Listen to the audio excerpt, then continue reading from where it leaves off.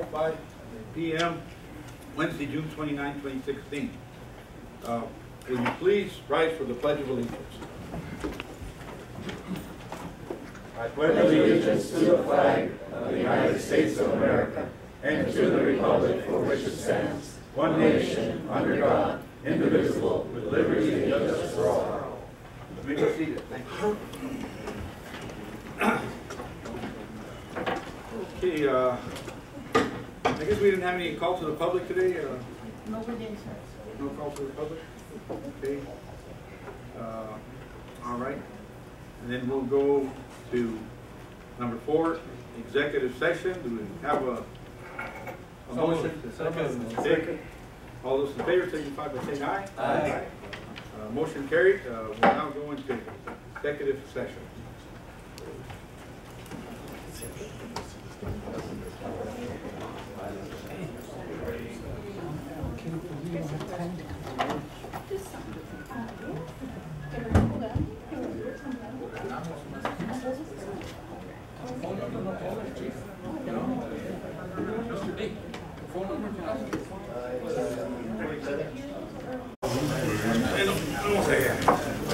Okay.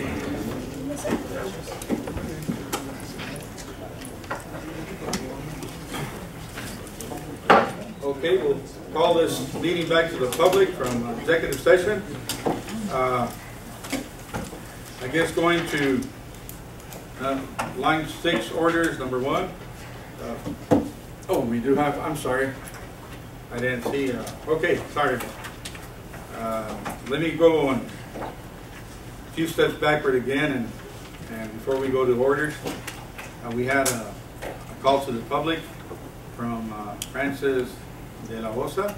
Would you like to step up to the podium, give us your name and address, please? And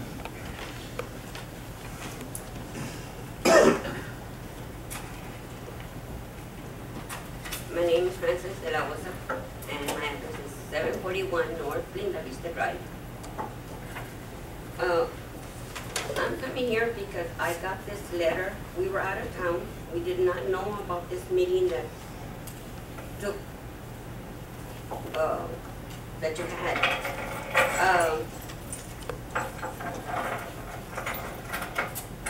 Everybody knows that in June and July, somebody's going to go on vacation. So why couldn't this meeting be scheduled for sometime in September? When you know that everybody is back, they're back on vacation, the kids are in school. We don't have any kids. All our kids are all grown up. But there's some that do. And you had this meeting with a lot of people out of town. It was for the retirees. I know that I wasn't employed by the city of Nogales, my husband was. But I am the one that's going to be affected by this. He has insurance. You're going to, in 3 places this letter says that the retirees' premium shall be continue to be paid 100% by the city for those retirees with at least 20 years and over. Well, he has been taken care of. But what about me? You know, I stood by him, and now I'm being left behind. I know that there's a lot of people here that are going to be retired. And there's other people that are going to be right there, or they're going to have different committees that will decide. You're opening the door for anybody to come in later on and say, okay, we're going to do away with the retirees. We're not going to have insurance for the retirees anymore. So I kind of think, take care of us, because this is a way that you're going to take care of everybody else later on down the road. Because what comes around, what goes around comes around. And maybe one of you is going to be standing here a couple of years from now. I may be gone. I won't need insurance anymore, but you guys will. And you're opening the door for anybody to come in and say, okay, This is gonna be changed now. And Nogales is small, but we have a pretty good system here. So kind of help us on this. Thank you. Thank you very much, Rosa, for putting light on this subject matter. We'll definitely, I know it's been something that all of us have struggled in finding a way to see how we can ease the burden for all of us. And it's something that we still have in mind, but we're going to go ahead now and follow the orders, going back to line 6 in orders and number 1. It was order 2016-06-034. I think at this point, considering that we discussed some of it in executive session, I'd like to get a motion to table that order. Mr. Mayor, I move we table till July 11th, and we act on it in a meeting special meeting on July 11th. Okay, we have a second. All those in favor signify by saying aye. Aye. Motion carried.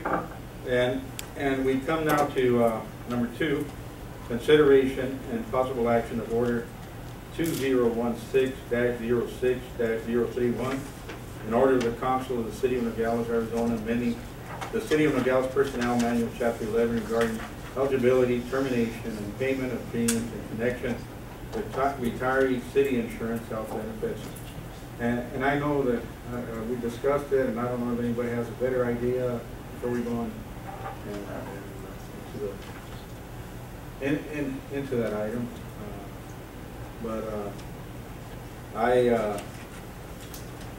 I was thinking maybe we could somehow move the burden of the city to retiree with a different option that might work for both the city and the. Yes, go ahead. Mr. Mayor, Carlos, the issue is a long-term liability, is that correct? The unfunded liability. The unfunded liability. And what is that now? Based on the actuarial estimates that I've last seen, and Sherry, correct me if I'm wrong, it was approximately $43 million. And that's going to continue to grow exponentially each year thereafter, correct? Mr. Mayor, that's correct.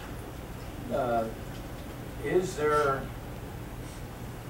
any ability to shift that liability from the city to the retiree, for example? Is that an option that could be explored? Mr. Mayor, Mr. Vice Mayor, yes, and this is one possibility of the cost shift of dependent care. I mean, retiree dependent premium, and they're sharing in that cost. There is also the possibility of them transferring off of our plan, which at that point the unfunded liability would become the responsibility of whatever plan they're a member of, assuming that it is not funded by the city. So for example, if a retiree is enrolled in the Arizona State Retirement System retiree plan,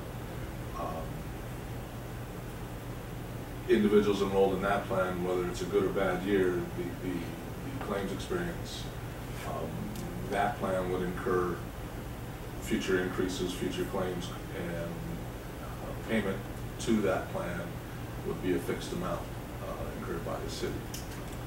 So could we provide that as an option or an alternative to the retiree?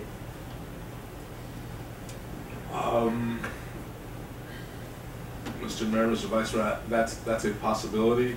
So in other words, they would have a choice of either stay with the city, and this is the direction the city is going in terms of reducing the unfunded liability by gradually eliminating the dependent coverage as been proposed, or this other option?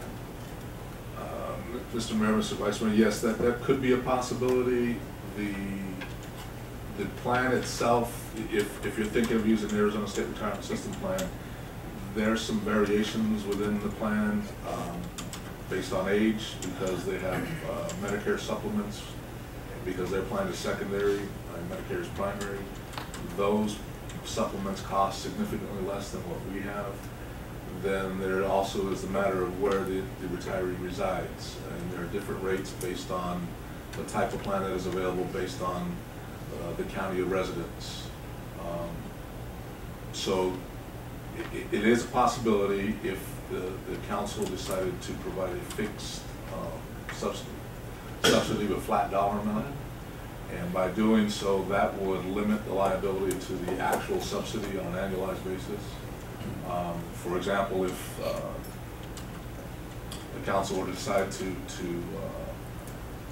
provide a $200 a month subsidy per retiree for whatever coverage they enroll with the Arizona State Retirement System, our maximum liability per retiree would be $2,400 a year. Claims are not an issue, it's just that fixed amount that is our actual liability. Then the employee would then be encountering what the city is encountering, that well, the insurance provider would be communicating to the employee that cost is increasing, and they would be facing the same issues that we're currently facing, but at that point it's their choice. Yes, Mr. Mayor, Mr. Vice Mayor, the claims experience of the plan, whatever plan they enroll in, would be reviewed annually, and their rates would be adjusted based on bids by their particular carrier. But at that point it would be... And their premiums would go up or down, which they never go down. Typically they always go up, and that would be the responsibility of the employee. So in the end, it would be basically, is their option better to stick with the city or go out on their own? They would have to make that determination, I guess. Yes, and that'd be an individual determination. But the X amount of dollars could be $250 or $300 or $200, whatever we decided, or? Well, whatever the policy is that the council adopts is what would be followed. But the liability would not go up. It'd be fixed. It's fixed. Well, that's an option. Any other questions about now, that would be, now if we set that option and in contrast the other plan so that retirees could decide, we do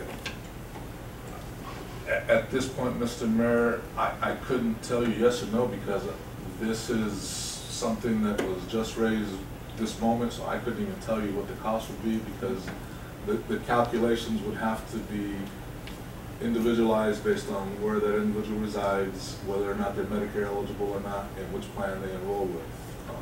But that would be like an individual basis. If you were just to say a flat dollar amount per retiree, you know, I could ballpark it, but I couldn't tell you what the exact cost would be sitting here right now without all the information in front of me.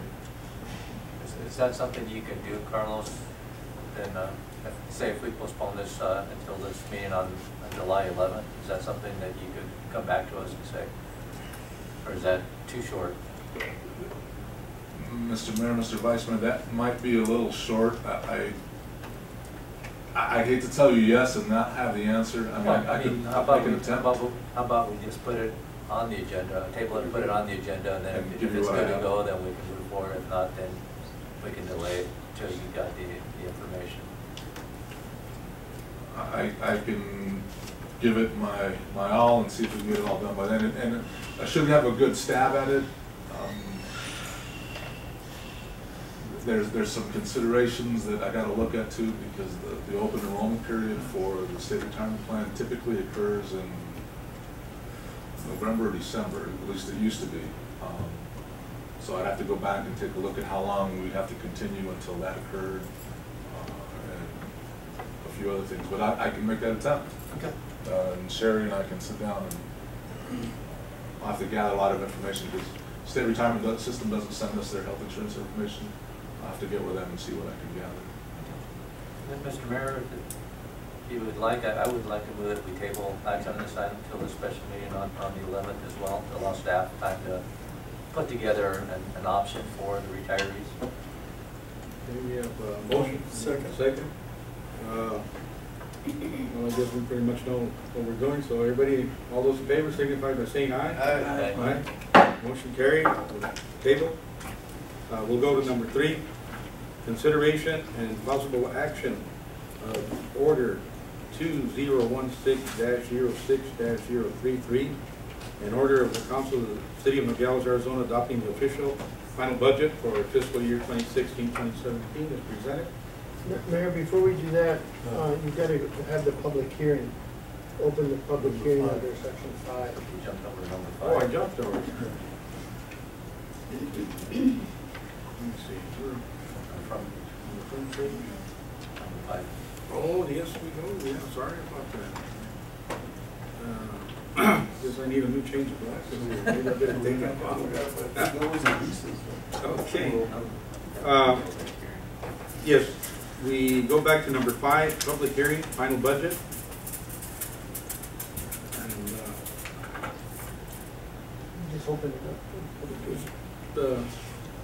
I guess, were we going to have, we're just going to open it up and have any comments from the public on the final version of the budget?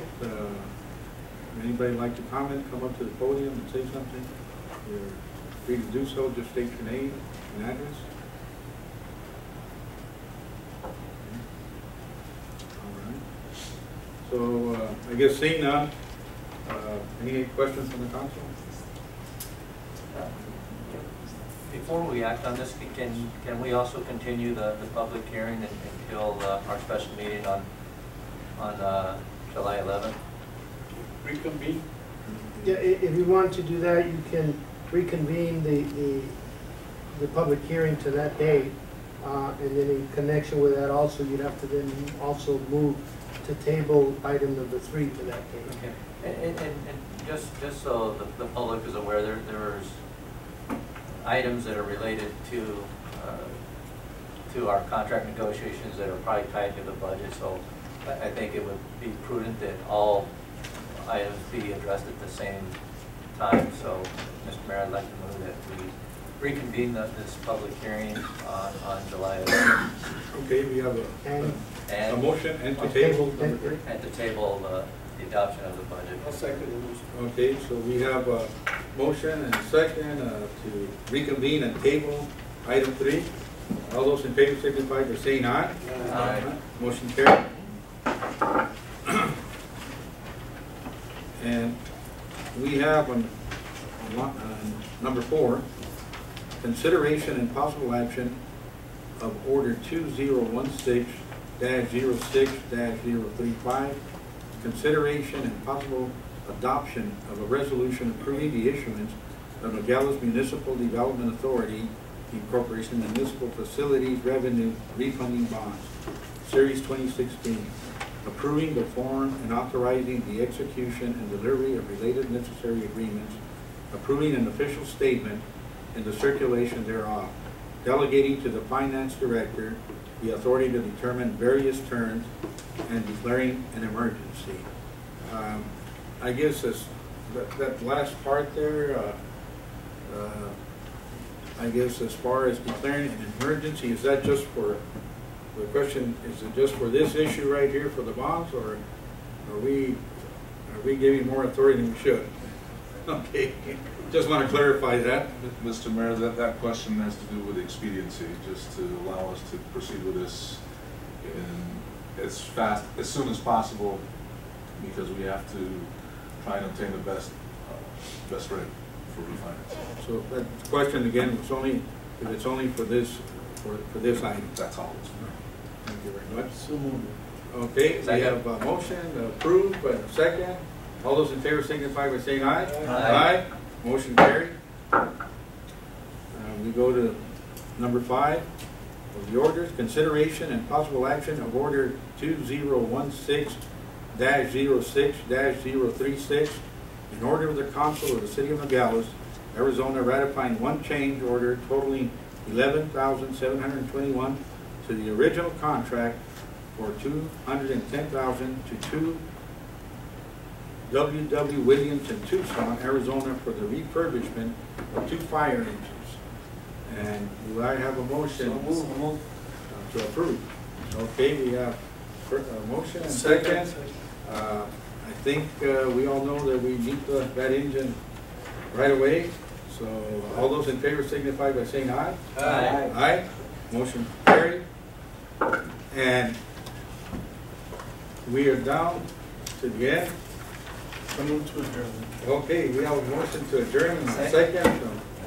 So here, don't worry. And motion, the meeting adjourned. Thank you very much.